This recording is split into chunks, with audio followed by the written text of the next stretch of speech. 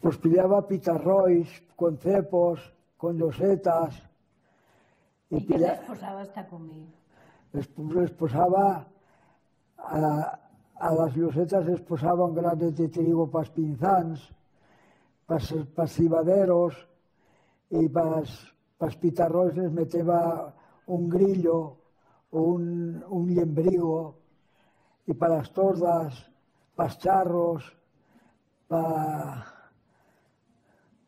les gribes, les meteva llembrigos y les meteva también de aquella vez un poco de manzana cuando no llevaba llembrigos, cogeva gais con bellotas, pillaba también turcazos, les meteva una cabeceta de trigo, ¿y qué más?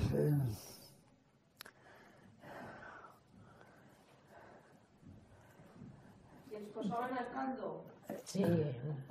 Carmen posaba una buena olla y entonces posaba un poco de tocino que mataban dos, posaba un poco de tocino, un hueso de gallina o lo que tenise, y entonces posaban esos misionets y feban un caldo muy bueno.